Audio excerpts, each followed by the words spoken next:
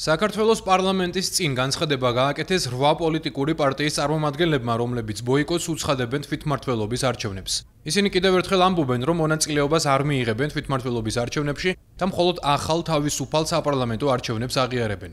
მათი თქმით, ისინი უპირისპირდებიან კორუმპირებულ და ანტიდემოკრატიულ რეჟიმს, რომელიც საფრთხეში აგდებს საქართველოს ეროვნულ დამოუკიდებლობას და საქართველოს მოქალაქეების თავისუფლებას.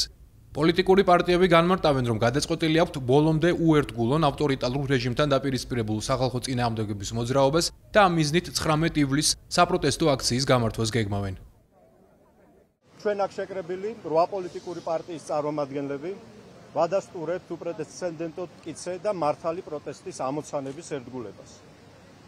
კიდევ ერთხელ ვაცხადებთ, რომ ვაღიარეთ მხოლოდ ახალ თავისუფალ საპარლამენტო არჩევნებს და უარს ვამბობთ თვითმმართველობის არჩევნებად წოდებულ რუსულ სპეცოპერაციაში მონაწილეობას.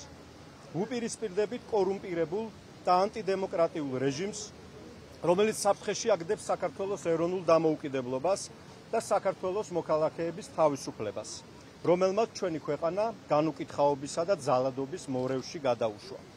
ჩვენ გვჯერა, რომ უსაფრთხო, დაცული და ღირსეული ცხოვრება შესაძლებელია მხოლოდ ევროპული ტიპის დემოკრატიაში, სადაც კანონი, სასამართლო და ხელისუფლება ემსახურება ხალხს და არა კორუმპირებულ ჩინოვნიკებს.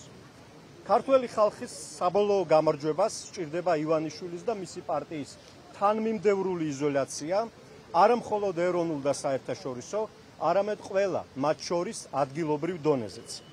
სწორედ ამიტომ გადაწყვეტილი გვაქვს ბოლომდე ვუერთგულოთ ავტორიტარულ რეჟიმთან დაპირისპირებულ სახალხო წინააღმდეგობის მოძრაობას.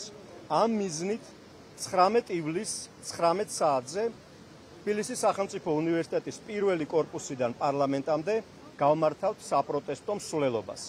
ვთხოვთ მოსვლას ყველას, ვინც თვლით, რომ ხსნა მხოლოდ რეჟიმის ცვლილებაშია, ხოლო ცვლილებების გზა რეჟიმთან სახალხო და დემოკრატიულ წინააღმდეგობაზე გადის.